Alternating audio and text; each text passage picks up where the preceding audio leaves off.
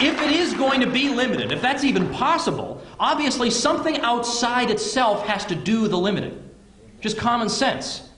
Well, according to Jefferson, the logical candidate for that role would be the states. That is their role. As the principals to the compact, they determine when the compact has been broken. And as I say, the original intent, when you look at that crucial Virginia ratifying convention, where it's clear, we have the power to be exonerated when the federal government goes beyond its legitimate powers. I mean, that's how you go to find out what the Constitution means. You look at what the ratifiers thought they were getting themselves into. That's a general legal principle. That, for example, if I were a judge and I were looking at somebody's will, I would want to know what were the intentions of the testator. I would always want to know what were the intentions of those who drafted this. And here we see, I mean, it's as clear as day that at the very least, there is an extremely plausible line of historical argument that leads us to the validity of the principles of '98. Now, I recommend, because we've also had imposed on us the 17th Amendment to the Constitution, which I don't have time to talk about tonight, but that has, I think, crippled the states to some degree. A way to restore some of this to the states might be this. Let's suppose we had this rule enacted, that if a simple majority of the states, just 26 states, and it doesn't matter how they go about it, they could have their attorney general do it, they could have their legislature vote on it, they could have a popular referendum, the means doesn't matter. The point is, if we had 26 states say that a particular federal law was unconstitutional, then it's thereby repealed. Repealed.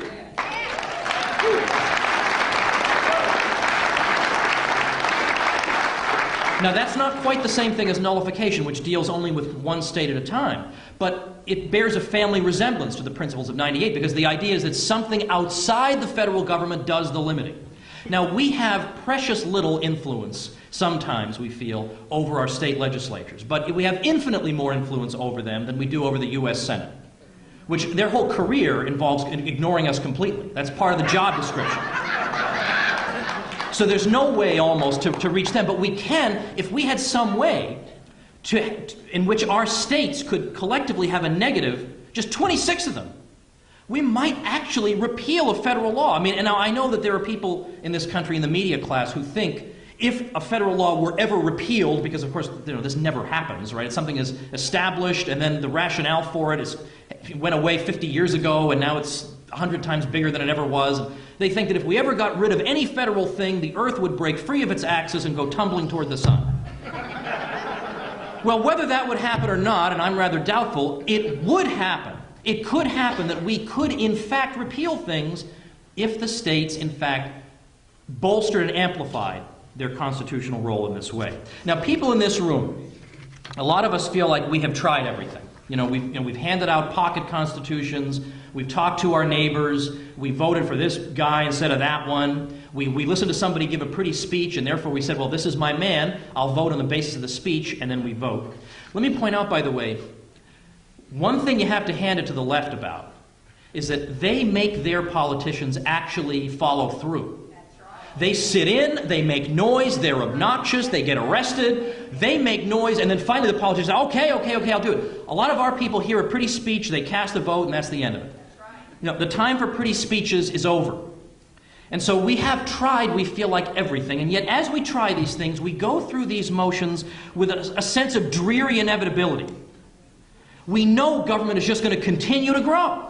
Maybe faster, maybe more slowly, but it's going to continue to grow. And that's how the story has gone. That's precisely how it's gone, decade after decade. And it's how every person in this room knows it's going to continue to go unless we make a radical shift in tactics. We are done playing by the rules of MSNBC and the New York Times. We can no longer afford to reject the Jeffersonian solution, which has been lying neglected for too many years.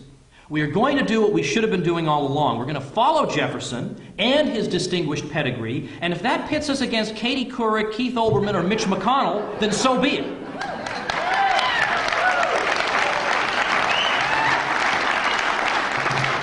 And this is picking up all over the country. Next month, at the next one of these events in Florida, in Orlando, Governor Gary Johnson will be speaking.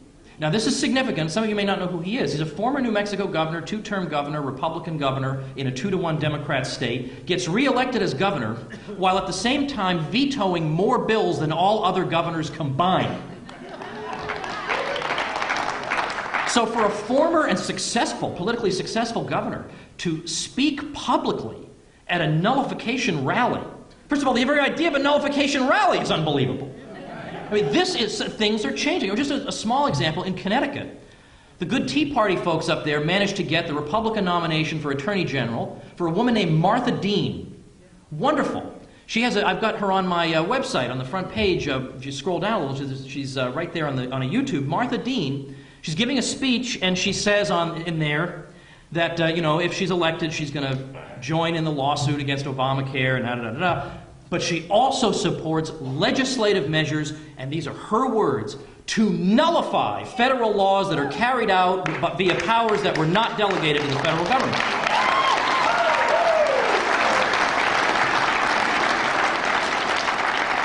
Now, I want to say a few words specifically to some of the Tea Party folks we have here. We have some of those here, I guess? That was such a cheap applause line, wasn't it? Yeah, gee, we have any of those folks in here? I don't know. You guys have the potential to do great good, as you know. I was particularly thrilled about what happened in Utah earlier this year.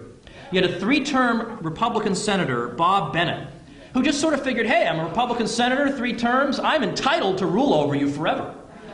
Doesn't matter what I do, you guys are going to vote for me because you're suckers and I got an R next to my name. He was defeated by 2 Tea Party candidates in the primary.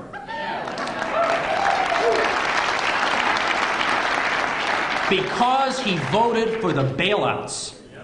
And so, my favorite thing ever, the head of the Utah Tea Party is on CNN, and the CNN reporter is just appalled at this, that people would vote on this basis. The CNN reporter says, should a man's career end because of one vote? And my beautiful answer, he said, his career will end with that vote. Perfect. Now, the problem is, that reveals that you folks are getting a little bit uppity. You don't understand what your place is. Your place is to listen to our pretty speeches, and then every time we stab you in the back, clap your hands. That's your role. But some people are waking up and saying, you know what, I got just about enough stab wounds. I think I'm going to try something a little different. So my first piece of advice, I got 2 pieces of advice. Be careful, because the DC political machine wants you safely back on the plantation. They do not want a political movement that is not in their control. They want you in their hip pocket where they think you belong. But the problem with being in somebody's hip pocket is that you're likely to be sat on. They want to neuter you into insignificance. They want to get you supporting the plastic men that they trot out to you every 2 and 4 years. Please, I am begging you, for the love of this country, don't give them the satisfaction. Forget the pretty speeches. Look at action. Second, be fearless. There are some people who are shying away from events like this because the word nullification scares them. Oh, what will the media think if I go to this event? Well, you know what? What could the media possibly say about the Tea Parties they haven't said already? Right? That horse has left the stable. You might as well just go all out at this point, right? What have you got to lose? If you're going to stand up to the political establishment, you are going to need to have a thick skin. And if you don't, this is not the line of work for you. You should do something else. If you're going to take your cues from the media and political establishment, you've lost the battle before even starting. And it's true. This is a hot topic. A lot of people won't talk about it. On the cable news shows and a lot of right-wing radio, they will not touch this subject, at least not now. As it picks up, they'll all pretend that they were driving the bandwagon all along. The only person who's been consistently fearless, of course, is Judge Andrew Napolitano.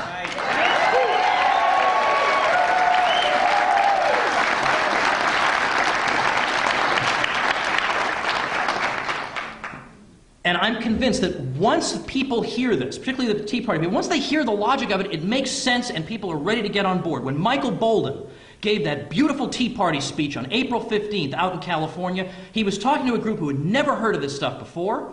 They didn't know where he was going with his speech. They sat there in stunned silence. And then by 3/4 of the way through, they're cheering like crazy. Like, hey, when do we get started?